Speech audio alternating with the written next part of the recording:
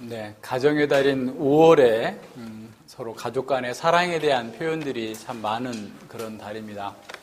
그런데 웬일인지 이번에는 보니까 가족들 간에 다루어진 그 비극적인 사건들이 언론에 자주 보도되는 걸 통해서 보면서 정말 우리 시대가 얼마나 강팍해져 있는지를 다시 한번 생각해 보게 됐습니다.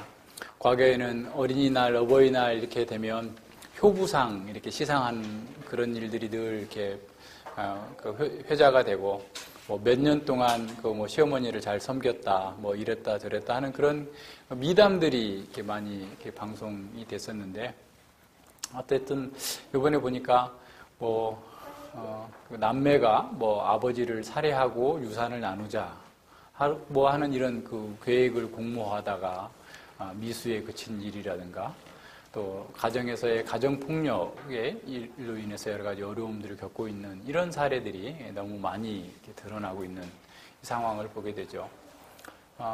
사람들이 왜 그렇게 됐을까? 이런 것들을 한번 생각해 볼 필요가 있죠. 우리는 창세기에서 이미 왜 인간이 그럴 수밖에 없는지에 대해서 다 공부했습니다만 정말 가장 사랑해야 될 대상이 어떻게 보면 하나의 증오의 대상, 미움의 대상이 되어버리는 것은 그만큼 인간이 자기 사랑의 그 틀에 갇혀 있다라는 거죠. 그러니까 자기밖에 사랑하지 않는 거예요. 그래서 가족을 사랑하는 것도 결국 자기 사랑의 또 다른 표시이기 때문에 자기 이익과 반한다면 가족이라도 그 누구라도 해칠 수 있는 이런 상태가 된 거죠.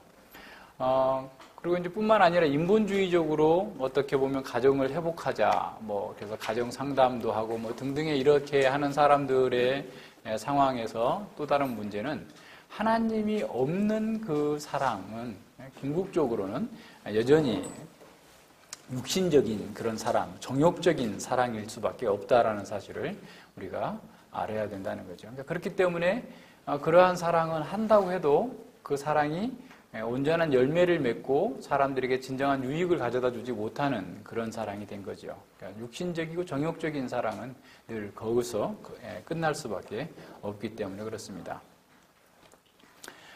자기중심적인 사랑을 하면서도 사람들은 어떻게 보면 자기 희생적인 사랑을 하고 있다라고 착각에 빠지기가 쉬워요. 왜냐하면 상대방의 그 입장이나 상황들을 고려하지 않기 때문에 그렇죠. 그리고 사람들은 자기 틀에 쌓여있기 때문에 자기가 그렇게 하고 있다라는 것조차도 잘 몰라요. 이런 것들이 큰 그 폐단인 것이죠. 그런데 다른 사람들보다도 그리스도인들이 하나님의 사랑에 대해서 잘 모른다라는 거예요. 사랑에 대해서 모른다는 거죠. 그러니까 기독교는 사실은 사랑의 종교죠. 그러니까 이제 일반적으로 예수님을 믿지 않는 사람들도, 그러니까 일반적인 뭐 중고등학교의 책에 보면 뭐 세계 종교들이라고 하는 그런 그 챕터에 보면 기독교는 사랑의 종교다라고 얘기하는데 이 그리스도인들이 사랑에 대해서 잘 모릅니다. 또 실제로 사랑하지도 않고 살고 있는 그런 내용들이 많아요. 그럼 왜 그럴까? 그것은 사랑에 대해서 잘못된 이해를 갖고 있기 때문에 그래요. 오해를 하고 있는 거죠. 그러니까 참된 사랑이 어떤 것인지, 하나님의 사랑이 어떤 것인지를 잘 모르고 그저 자기가 생각하는 어떤 정욕적인 사랑 또는 자기 육신적인 자기 만족적인 사랑에다가 어떤 그 성경적 개념을 이렇게 살짝 갖다 붙여놓고서 그것이 마치 하나님의 사랑인 것처럼 생각하는 거죠. 사실은 하나님은 사랑이시다라고 하는 것은 성품 자체가 하나님의 본성의 속성인 거죠. 그러니까 사랑은 하나님의 속성이에요. 성품이에요. 그래서 하나님 외에 그 어떤 존재에다가도 누구누구는 사랑이다라고 말할 수 없어요. 그러니까 하나님 그 본성 자체가, 속성 자체가 하나님 그 사랑이시기 때문에 그래요. 그러나 하나님의 사랑은 공의와 거룩함과 늘 함께가는 통일성 속에서 이루어지고 있는 거죠. 요한일서 4장 8절에서 하나님은 사랑이다라고 얘기하고 있을 때 사실은 이 하나님의 그 사랑에 대해서 오해하게 되면 사람들 어떻게 생각하냐면 사랑은 하나님이다라고 생각하는 거예요. 그러니까 뭐든지 하나님은 사랑이기 때문에 다 용서해주고 다 받아주고 또 자기가 원하는 걸 다 해도 하나님께서 나를 사랑해 줄 거다라고 생각하는 거죠. 그러니까 마치 사랑을 하나님의 자리로 끌어올려 가지고 사랑이 마치 최고의 어떤 주권자인 것처럼 행동하는 거죠. 그래서 비인격적인 어떤 애정이나 강요된 희생을 마치 사랑인 것처럼 절대화하는 우를 범하게 되는 거예요. 교회에서 흔히 이제 많이 오해되어지고 있는 것을 얘기하면 뭐 하나님의 사랑이란 뭐다라고 하면서 헬라어의 어휘를 근거해 가지고 하나님의 사랑을 얘기하는 것을 우리가 많이 보았을 거예요. 그래서 뭐 에로스는 육신적, 감각적 이런 사랑이다. 그다음에 필레오는 이렇게 어떤 뭐랄까 가족 간의 사랑을 얘기한다. 그리고 아가페는 자기 희생적 사랑을 얘기하는 것이다. 라고 어떤 사람이 그렇게 초기에 그 니그렌이라고 하는 그 사람이 그렇게 얘기를 해놓으니까 그 뒤로도 이제 많은 사람들이 그걸 쭉 따라서 그렇게 해석을 하죠. 그래서 아가페는 하나님의 사랑이다. 그래서 어떤 데는 아가페 출판사도 있고 아가페 교회도 있고 등등의 이렇게 하고 있는데 사실 이것은 그 잘못된 어원에 근거한 한원주의적인 해석입니다. 성경이 그렇게 말하고 있지 않아요. 그러니까 신약 성경이나 그 70인역 구약 성경을 헬라어로 번역한 70인역에 보면 그것을 구별하고 있지 않아요. 물론 성경에서는 앞서 얘기했던 것처럼 에로스라는 표현은 아예 나타나지 않습니다. 그러니까 필레오나 아가페가 사용되고 있는데 필레오나 아가페가 꼭 그와 같은 그 정의대로 사용되지 않았어요. 가령 그 사무엘하 13장에 보면 암논이 다말을 사랑해가지고 그 이복 동생인 다말을 간통을 하게 되죠. 간음을 하게 되죠. 그리고 버리게 되는데 그때도 이 사랑이라는 단어가 두 가지 이렇게 70인역에서 번역을 했는데 하나는 아가페고 하나는 필레오예요. 아가페를 썼단 말이에요. 그러니까 그건 전혀 어떻게 보면 탐욕적인 그런 사랑을 갖다가 아가페라고 쓰고 있단 말이에요. 뿐만 아니라 디모데후서 4장 10절에 보면 그 대만은 세상을 사랑하여 나를 떠났다라고 바울 사도가 얘기하고 있죠. 그 대마가 세상을 사랑했다. 그걸 사랑할 때도 아가페오를 쓰고 있어요. 그 자기 희생적인 사랑이 아니잖아요. 그러니까 이렇게 어원에 근거해가지고 한원주의적으로 뭐 사랑은 이런 거다라고 규정하는 것이 사실은 얼마나 성경과 부합하지 않는지를 잘 기억해야 됩니다. 뿐만 아니라 고린도서 사랑장이라고 하는 고린도서 13장에서도 자기 몸을 내어줄지라도 불사르게 내어줘도 사랑이 없어도 할 수 있다는 거예요. 그러니까 그들이 말하고 있는 아가페에 대한 정의처럼 했어도 사랑이 없을 수 있다라는 거죠. 그러니까 그렇기 때문에 이 사랑에 대한 그 잘못된 이해를 갖게 되면 우리가 자꾸 이제 나는 너를 위해서 이렇게 아가페적 사랑을 했는데 너는 왜 이렇게 그렇다기로 반응하냐라는 식의 그 잘못된 행동을 요구할 수도 있게 되는 거죠. 두 번째는 좀 더 심각한 문제인데 구약 성경에서는 하나님은 진노의 하나님이고 신약에서는 하나님은 사랑의 하나님으로 계시가 되어졌다. 그래서 마치 구약에는 하나님의 사랑이 나타나지 않고 신약에 와서 그러니까 십자가에 못 박히신 예수 그리스도를 통하여서 하나님께서 세상을 이처럼 지극히 사랑하셔서 독생자를 주신 그 사랑이 마치 신약에만 나타나는 것처럼 오해하는 이런 것들이 있어요. 그러니까 이제 구약에 보면 하나님께서 이제 언약적 저주를 통하여서 질병이나 전쟁이나 기근이나 이런 것들을 통해서 그 언약 백성들을 징계하는 이러한 어떤 본문들 몇 가지를 추려가지고 마치 하나님께서는 구약에서는 진노의 하나님이고 신약만 하나님 사랑의 하나님이다. 그래서 이제 마르시온이라고 하는 초대교회의 이단은 구약을 다 버려버렸어요. 그래서 신약만 그래서 사랑의 하나님을 나타내는 것만 이렇게 참 하나님을 계시해 준 거다라고 하는 식의 해석을 했죠. 그러니까 오늘날도 그렇게 생각하는 사람들이 상당히 많습니다. 그래서 뭐 신약에서는 오른밤을 때리며 왼밤도 돌려대고 원수를 사랑하라 해서 뭐 사랑의 얘기인데 구약에서는 막 진멸하라 그러고 이런 것 때문에 그게 잘못된 거다라는 식으로 얘기를 하고 있는 거죠. 그러나 우리가 잘 생각해 보면요, 이 구약과 신약은 하나의 연속성 속에서 이루어지고 있어요. 그러니까 구약에서 하나님의 진노가 나타나는 것은 사실은 신약의 최종적인 최후의 심판을 보여주는 하나의 전조입니다. 전조. 그러니까 사실 어떻게 보면 구약에는 지옥에서의 그 영원한 멸망에 대해서 별로 얘기하고 있지 않아요. 그런데 예수님께서, 사랑의 하나님이신 예수님께서 지옥의 멸망과 심판에 대해서 가장 많이 말씀하고 있어요. 뿐만 아니라 요한계시록 14장 그리고 뒤에 가서 보면 최후의 심판의 장면들을 보면 구약의 그 어떠한 장면보다도 사실은 가장 강력한 진노와 형벌이 거기에 주어지고 있다는 사실을 보게 됩니다. 뿐만 아니라 하나님의 사랑도 사실은 구약의 처음부터, 그러니까 이 이스라엘 백성들을 출애굽한 이후에 하나님 자신이 계시해 주시기를 자신은 인자와 진리, 인자와 인애의 하나님, 그죠? 사랑의 하나님이라고 자신을 계시해 주시고 있어요. 그러니까 하나님께서 인자한 하나님, 사랑의 하나님, 헤세드의 하나님이시라는 사실을 구약 시대부터 계속해서 사실은 이렇게 보여주시고 있는 거죠. 그러니까 인자와 신실하신, 진실하신 하나님이다라고 하셨는데 그것을 이렇게 사도 요한은 은혜와 진리가 충만하더라라고 하는 은혜와 진리로 사실은 어떤 신약적으로 다시 재해석을 했어요. 그렇기 때문에 구약에도 여전히 사랑의 하나님이시고 그리고 그 구약에서 비추어졌던 그 사랑의 하나님이 그리스도의 십자가 가운데서 가장 잘 드러나서 이것이 점진적인 구속사의 과정 속에서 하나님의 진노와 사랑이 신약에서 더 분명해졌던 것이지 구약과 신약이 다른 게 아니다라고 하는 사실을 기억해야 됩니다. 그러니까 언약에 대해서도 마찬가지예요. 언약도 한 언약이에요. 옛 언약과 새 언약이 분리된 것이 아니라 사실은 한 언약입니다. 한 언약이 어떻게 보면 그 본질은, 언약의 본질은 동등해요. 똑같아요. 그러나 그것이 더 풍부하고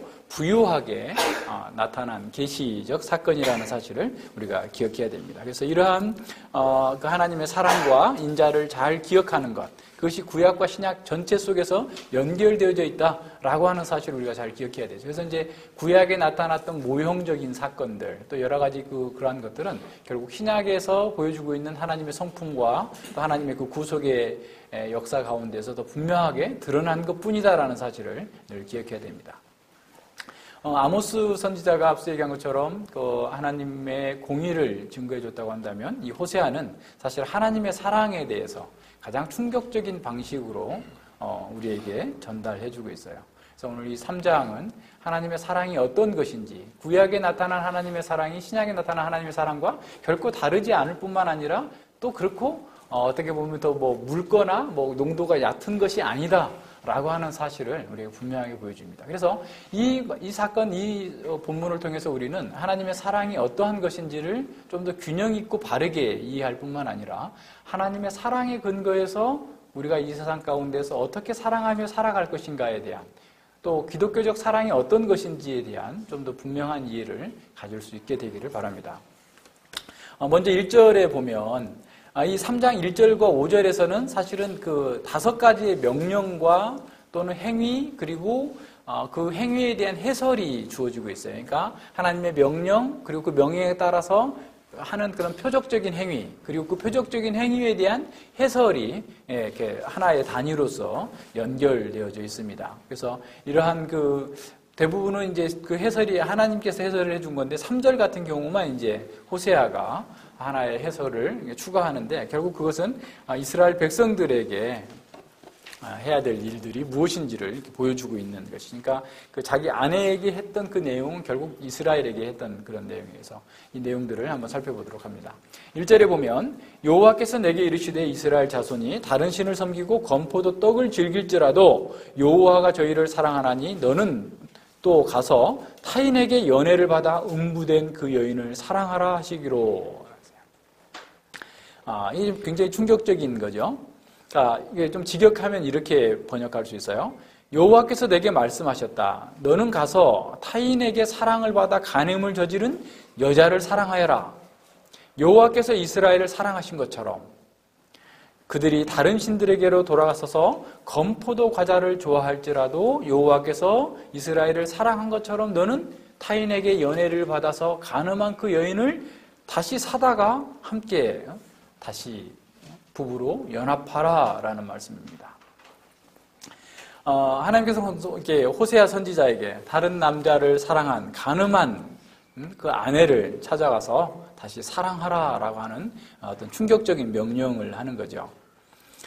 그리고 왜 그렇게 해야 되느냐라고 하면 이스라엘 백성이 마치 우상에게 숭배하고 그것을 즐기고 있고, 그럴지라도 여호와가 그들을 사랑한 것처럼 그 아내를, 간음한 아내를 데려오라라는 겁니다.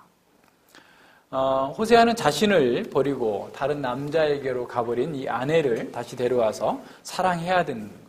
선지자로서는 어떤 개인적으로는, 인간적으로는 굉장히 굴욕적인 그런 일이지만 하나님께서 그렇게 하라라고 명령하셨기 때문에 선지자는 그대로 순종을 합니다. 그래서 선지자 자신의 삶이 어떻게 보면 하나님 앞에서의 공적인 메시지로서의 삶을 살고 있는 것을 보게 되죠. 그래서 호세아의 결혼 생활을 통하여서 하나님께서는 당신님의 그 거룩한 사랑을 배반하고 떠나버린, 그래서 바알을 쫓고 있는 이스라엘에게 그래도 내가 너희를 여전히 사랑하고 있다라는 사실을 보여주기를 원하셨던 것이죠. 아내 이스라엘의 배반에 남편이신 하나님께서 법적으로 대응하지 아니하시고 용서와 사랑으로 응답하고 계심을 보여주고 있는 겁니다. 선지자에게 주어진 이 명령은 법적으로나 제의적으로나 기존의 전통과는 충돌되는 그러한 명령이시죠. 개인적으로는 수치와 불명예를 감수해야만 한 그런 일이었어요. 바로 이스라엘에 대한 하나님의 사랑도 기존의 신학적인 전통을 어떻게 보면 무시하거나 뛰어넘을 수밖에 없는 그런 사랑인 거예요. 거룩하시고 공의로운 분께서 부정하고 불의한 자들을 그대로 다시 받아주시겠다라는 겁니다. 여호와 하나님과 이스라엘 사이에 가로놓인 그런 제의와 율법의 한계를 여호와께서 자기 희생과 일방적인 사랑으로 극복해 내시겠다라고 선언하시는 겁니다. 1절에서는 이 사랑하다라는 말이 우리가 그 아가서에서 봤던 것처럼 아하부라고 하는 그 단어가 사용되었어요. 그러니까 술람 여인과 솔로몬의 사랑을 표현했던 그 아하부라고 하는 단어가 1절에서 4번 사용되어지고 있는데, 이 첫 번째는 여자는 간음한 남자를 사랑하는 거죠. 타인의 외간 남자를 사랑하고, 호세아는 그 또 음녀가 된 여자를 사랑하고, 이스라엘은 건포도 과자를 사랑하죠. 다시 말하면 우상의 제의, 바알의 제의에 가는 것을 좋아하고 그렇게 우상 숭배를 사랑하지만 그럼에도 불구하고 하나님께서는 이들을 사랑하신다라고 하는 4번의 아하부라는 단어가 사용되고 있는 거죠.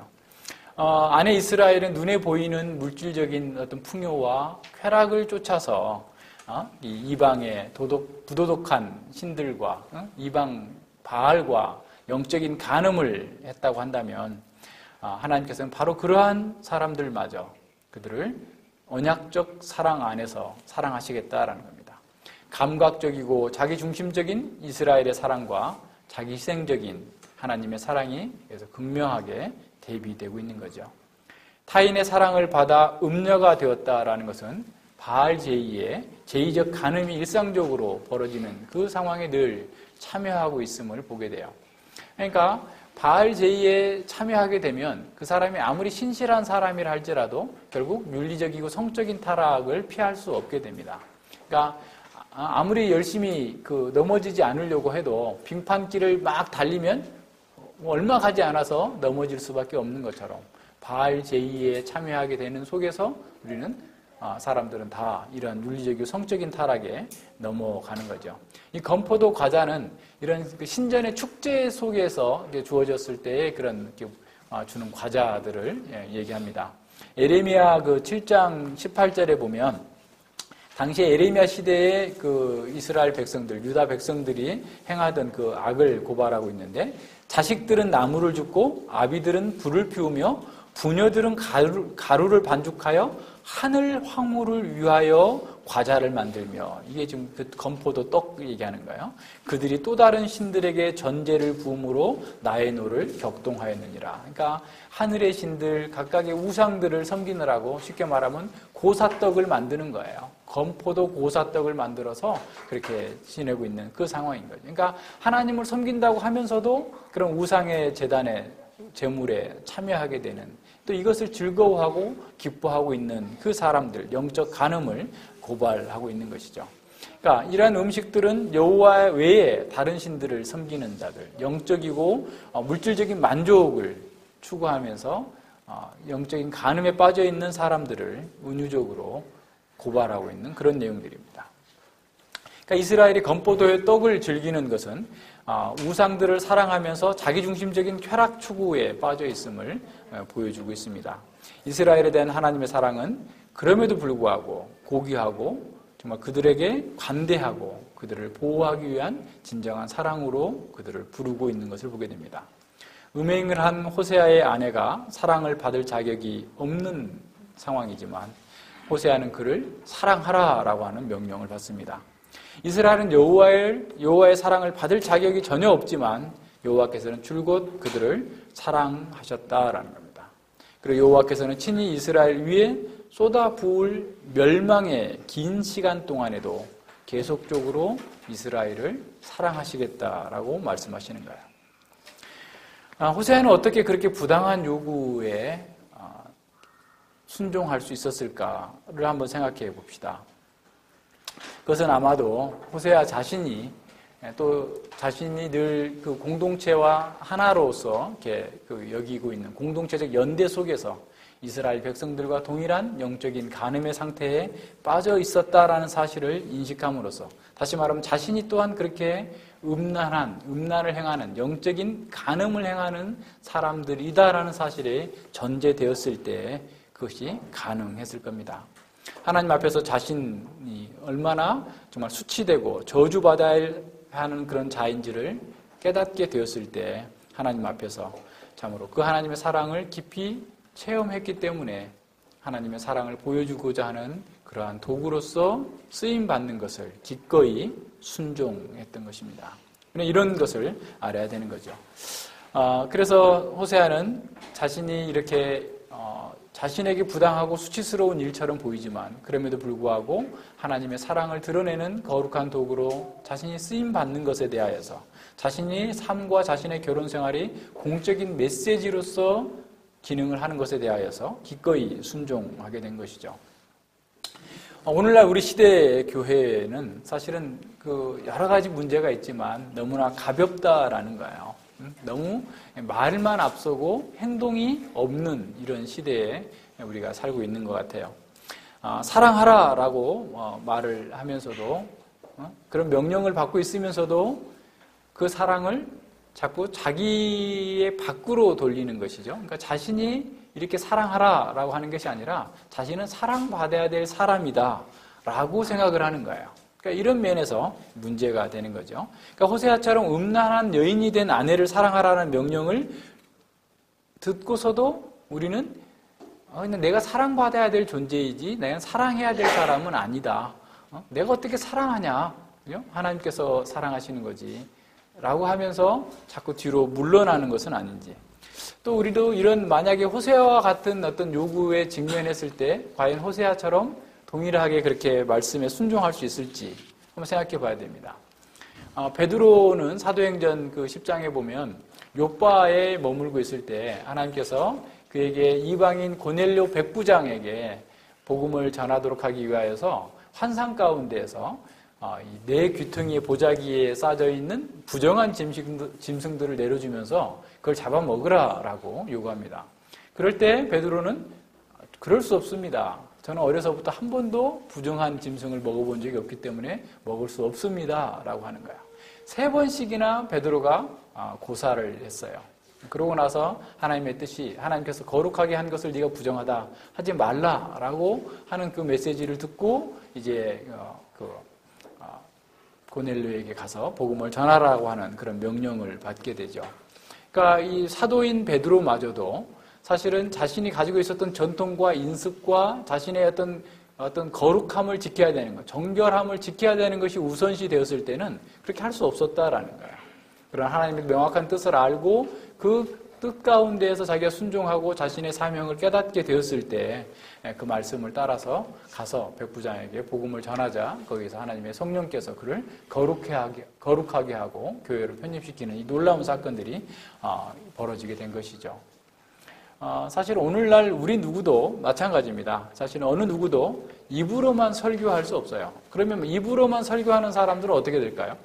앞서 미가 시대에서 봤던 그런 거짓 선지자들처럼 자기에게 이익이 되면, 돈이 되면 가서 이렇게 전하지만 자신에게 이익이 안 되면 그 일을 하지 않게 되고 오히려 이익이 되면 축복을 선언하고 이익이 없으면 저주를 선언하는 이런 그 방식의 삶을 살 수 있게 되는 거죠. 그러나 진정한 선지자라고 한다면 하나님과 깊이 소통하고 교제하면서 하나님의 말씀, 하나님의 계시가 사실은 자신을 통하여서 선포되어질 수 있도록 기꺼이 자신을 내어드리는 것이 돼야 돼요.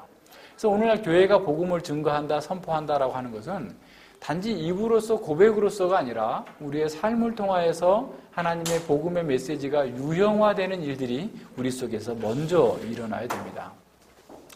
우리가 만약에 하나님의 말씀을 증거한다고 하면서 우리의 삶으로서 그것을 부인한다면, 그 복음에 합당한 삶을 살지 않는다면 사실은 가장 심하게 복음을 왜곡하는 것이 될 수 있어요. 미가서 3장 그 9절 이하에 나타났던 사람들처럼 모든 경건한 말들을 다 사용하면서도 하나님의 축복이 자신들에게 당연히 임할 거다라고, 하나님께서 우리와 함께 계시지 아니하냐? 결코 재앙이 미치지 아니하리라 라고 얘기하면서도 실제로는 복음적 삶을, 말씀의 윤리적 기준, 말씀에 따라서 공의를 행하고 인자를 나누며 겸손히 하나님과 함께 동행하는 그런 삶이 없었다고 한다면 그들이야말로 가장 복음을 부인했던 것처럼 그와 마찬가지가 되는 거죠. 우리가 복음을 잘 드러내는 것은 우리의 삶을 통하여서 나타나도록 해야 돼요. 한번 생각해 봅시다. 만약에 예수님께서 자신의 가르침과 다르게 살았다면 기독교는 생겨나지도 않았을까요?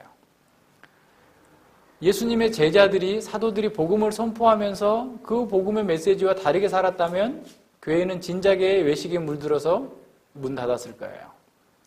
1세기 그리스도인들이 하나님의 복음의 메시지와 다른 삶을 살았다면 복음이 이렇게 확산될 수 없었고 로마가 기독교화되지 않았을까요?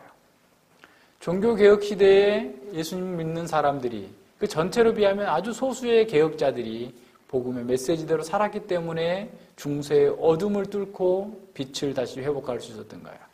오늘 우리가 이 세상 가운데에서 하나님의 복음을 들었다라고 하는 것은 그냥 이 복음을 그저 그냥 이렇게 잘 설명해주고 그것을 잘 가르치고 이런 정도가 아니라 그 복음의 메시지가 우리를 통하여서, 우리의 삶을 통하여서 유형화되고 우리의 삶 자체가 복음의 메시지가 되어야 이 세상의 어둠을 이겨낼 수 있습니다.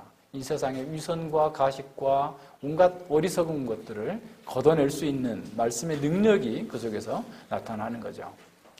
세상은 우리의 말을 듣고 싶어 하지 않아요. 그러나 우리가 복음대로 삶을 사는 것을 보고 싶어 합니다. 우리 아버지에게 아무리 복음을 잘 설명해줘도 들으려고 하지 않아요. 그렇지만 우리가 복음에 합당한 삶을 살아낸다면 그분은 우리의 삶으로 전달되어지는 메시지에 관심을 가질 거예요. 우리 이웃들이, 우리의 남편이, 우리의 아내가 그러한 메시지에 동화되는 것을 우리가 봐야 돼요. 우리의 존재와 우리의 삶이 복음을 증거하는 나팔이 되고 울림통이 되어야 됩니다.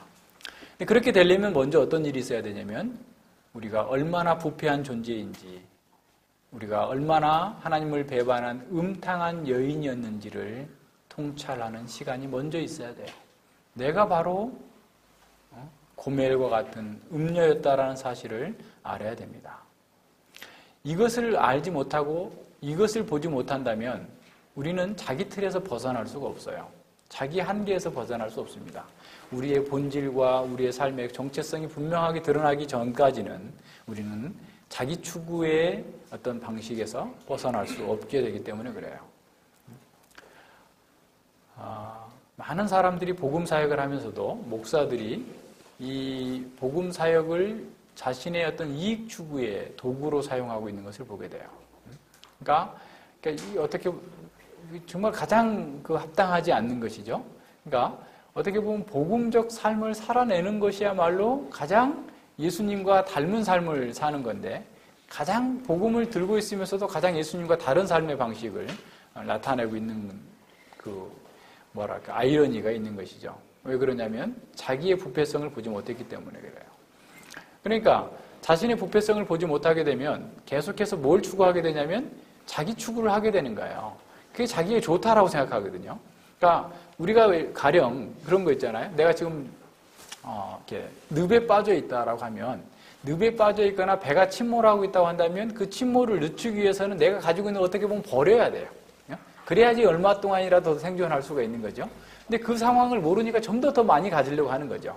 더 많이 가두면 더 많이 빨리 멸망하게 되는 것을 모르기 때문에 그런 겁니다. 그래서 우리 가운데에서, 우리 속에서 우리의 부패함과 이 세상의 정욕과 이 삶의 방식들이 얼마나 우리 자신을 해롭게 하고 우리를 멸망으로 빠뜨리는지에 대한 분명한 통찰이 있어야만 사실은 우리 자신이 그러한 것들을 거부하고 그와 다른 방식의 삶을 살아면서 복음의 메시지가 되는 거예요. 그것이 없으니까 자꾸 옛방식으로 돌아가는 거예요. 옛방식대로. 베드로후서 2장에서 말하고 있는 것처럼 정말 더러운 오물에서 건져냈다가 다시 개가 토한 것을 다시 먹는 것처럼 그와 같은 삶의 방식을 버리지 못하게 되는 것이죠. 이걸 잘 살펴봐야 됩니다. 두 번째 2절에 보면 여호와의 명령에 따라서 호세아는 상응하는 대가를 지불하고 그 여자를 다시 데려오는 상황을 보게 됩니다. 내가 은 15개와 보리 한 호멜 반으로 나를 위하여 저를 사고, 은 15개와 보리 한 호멜 반은 아마도 그 30세겔, 은 30세겔에 해당되는 것 같아요. 근데 이제 호세아는 돈이 부족했기 때문에 은 15세겔과 그 은 15세겔에 해당하는 만큼의 이 보리 한 호멜 반으로 30세겔을 채워가지고 그 아내를 사왔던 것으로 보게 됩니다. 출애굽기 21장 32절에 보면 어떤 소가 그 다른 사람의 남종이나 여종을 이렇게 받아버려 가지고 죽었다고 한다면 그 소는 죽이고 소 주인은 그 남종의 여종에게 주인에게 30세겔을 주라 그래요. 그러니까 이 종의 값일 수 있죠. 레위기에 보면 레위기 27장에 보면 여인이 서원을 할 경우에 그 서원의 값이 은 30세겔입니다. 그러니까 자신의 그 생명값과 같은 정도의 상황이죠. 그러니까 그 여인이 아마 이 호세아의 아내가 뭐 창녀로 팔렸는지, 그래서 이 돈을 누구한테 지불했는지, 성전의 어떤 그 바알 제단에 있는 그런 포주에게 준 건지, 누구에게 준 건지 정확하게 나타나지는 않지만, 어쨌든 그 여인을 사는데 이와 같은 돈을 이렇게 지불했다라고 하는 사실을 보여주고 있는 것이죠. 그래서 이 본문에서 나오지 않는 것을 우리는 너무나 많이 이렇게 관심을 가질 필요 없어요. 누구한테 돈을 줬을까, 그 여자는 뭐 하고 있었을까, 등등의 이런 관심은 필요 없고, 단지 이렇게 팔려 있는 음란한 여자가 간부에게 가버린 이 여자를 다시 데려오도록 하나님께서 명령하셨고 그 명령대로 호세아가 그 일을 수행했다라는 거예요. 그래서 그것이 가지고 있는 신학적인 의미가 무엇인지에 대해서 우리는 좀 더 고민을 하고 집중해야 되지 다른 것에 대해서 관심을 가질 필요는 없습니다. 이건 뭘 얘기합니까? 그러니까 다시 말하면 본문에서 얘기하고 있는 것은 뭐냐면 하나님께서 그 호세아에게 주시는 그 명령을 수행하는 것 또한 사실 그게 쉽지 않은 거죠. 그러니까 일단은 이렇게 음부가 된 여인을 데려오는 것 자체도 사실은 어떻게 보면 수치스러운 일인데 거기다가 돈까지 줘서 자기의 경제적인 손해까지 어떻게 보면 당하는, 자신의 전 재산 은 15세겔과 한 호멜 반을 이렇게 주고 사와야 되는 이런 상황을 보여주고 있는 거죠. 그러니까 회복으로 가는 것은 그렇게 쉽게 그냥 공짜로 얻어지는 것이 아니었음을 이렇게 보여주고 있는 겁니다. 그러니까 호세아는 집을 떠난 아내를 다시 데려오기 위해서 값을 지불해야 됐죠. 그러니까 현금을 다 마련할 수가 없었기 때문에 오히려 현물로, 또 반 정도는 현물로 지불해야 되는 이런 상황입니다. 그런 면에서 우리는 이 하나님의 사랑과 또 하나님의 그 은혜를 생각해 볼 수 있어요. 그러니까 호세아가 가지고 있었던 그런 이런 좀 딜레마가 사실은 하나님의 딜레마인 거죠. 그러니까 음부가 되어버려서 다른 남자의 아내가 됐고, 사실 어떤 학자는 이렇게 얘기한 사람도 있더라고요. 이 가격이 어떻게 보면 한 50세겔 정도 돼야 되는데, 30세겔 정도의 가격이라고 하면 이 여자는 이제 늙었고 또 더군다나 아무짝에도 쓸모없는 이런 그런 그 여인이 돼서 값이 싸졌을 거다라고 하는 얘기까지도 하는데, 사실은 그럴 수도 있는 거죠. 그러니까 어떻게 보면 하나님께서는 가치 없는 인간을 엄청난 비용을 주고 사시는 것과 동일한 거예요. 그러니까 이런 면에서 하나님의 사랑은 우리의 이해를 초월하는 그런 지고한 사랑입니다. 우리는 전혀 사랑받을 만한 가치가 있는 존재가 아니었어요. 하나님께서 어떤 은혜를 베풀어야 될 그런 존재가 있는 게 아니었어요. 쉽게 말하면 이렇게 금은 보화를 싸들고 가서 쓰레기를 사오는 것과 동일한 이러한 방식의 삶입니다. 만약에 그럴 정도의 돈을 그 신부값으로 만약에 그 호세아가 누군가에 지불한다면 처녀와도 결혼할 수 있는 그런 비용을 지불하고서도 이게 다 그 폐물이 돼버린 어떻게 보면 그런 사람을 사오는 것을 통하여서 하나님께서 이스라엘 백성과 우리를 향한 하나님의 사랑이 어떠하신지를 이렇게 보여주고 있는 것이죠. 흔히 그런 말 있잖아요. 죽수어서 개 준다 이런 말 있잖아요. 그러니까 열심히 힘들어서 땀 펄펄 흘리면서 죽을 써가지고 정말 우리 자식한테 먹여서 그 자식의 기력을 회복하고 힘을 돋구어 주려고 열심히 만들었는데 오히려 그렇게 힘들여서 만든 그 공로가 아주 의미 없이 사용되어지는 것. 그래서 개에게 주는 이런 것을 얘기하는데 마치 하나님께서 지금 그와 같은 일을 하고 계시는 거예요. 하나님께서는 전혀 남는 장사가 아니라 전혀 손해보는 장사를 하고 있는 이런 상황을 우리에게 보여주도록 깨닫도록 해주는 것이죠. 어떻게 생각하면 가장 어리석은 것처럼 보이는 행동을 하시는 그 하나님의 사랑을 우리에게 보여줍니다. 쓰레기와 같은 죄인들을 사기 위하여서 하나님께서 가장 아끼시는 독생자를 우리에게 내어주시는 그 하나님의 사랑을 우리에게 계시해 주시는 하나의 방편이 되는 것이죠. 우리가 이런 하나님의 사랑, 하나님의 은혜를 안다고 한다면 사실은 우리가 달라질 수밖에 없는 거죠. 로마서 5장 8절에서 바울은 이렇게 말합니다. 우리가 아직 죄인 되었을 때 그리스도께서 우리를 위하여 죽으심으로 하나님께서 우리에 대한 자기의 사랑을 확증하였느니라. 우리가 이미 쓰레기였을 때 전적 부패돼서 하나님 앞에서 어떠한 선도 행할 수 없는 그런 상태에 있는 가운데에서 하나님께서는 가장 귀한 값을 치르고 우리를 다시 사셨다라는 겁니다.